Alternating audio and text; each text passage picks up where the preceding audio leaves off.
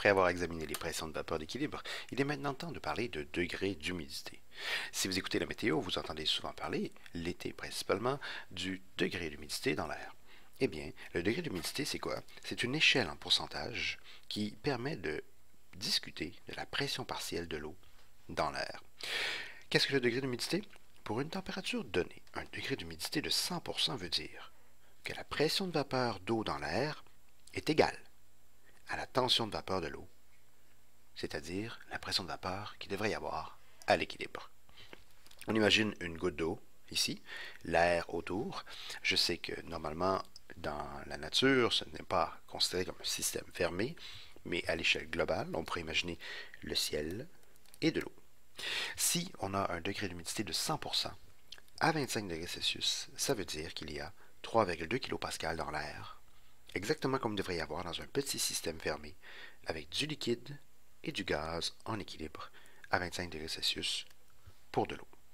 Le degré d'humidité est donc la pression de vapeur observée divisée par la pression de vapeur qui devrait y avoir pour l'eau à cette température-là, multipliée par 100. Comme exemple, si on annonce un taux d'humidité de 90%, alors que la température est de 25 degrés Celsius, quelle est la pression de vapeur d'eau dans l'air? On sait que 90% représente la division entre la pression de vapeur d'eau dans l'air et la tension de vapeur, c'est-à-dire la pression d'eau qu'il devrait y avoir à l'équilibre. Sachant que nous sommes à 25 degrés Celsius et qu'à 25 degrés Celsius, il y a 3,2 kPa d'eau dans l'air, on peut facilement trouver que la pression de vapeur d'eau, c'est 90% de 3,2 kPa, c'est-à-dire environ 2,88 kPa, et si on garde deux chiffres significatifs, 2,9 kPa. Ceci représente la pression de vapeur d'eau lorsqu'il y a 90% d'humidité à 25 degrés Celsius. Vous pouvez faire l'exercice suivant.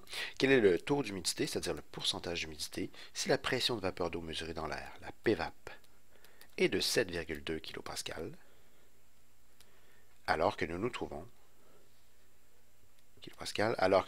à 40 degrés Celsius. Pour vous aider, allez visiter le tableau 2.1 dans le livre de Mme Tournier pour connaître la tension de vapeur à 40 degrés Celsius.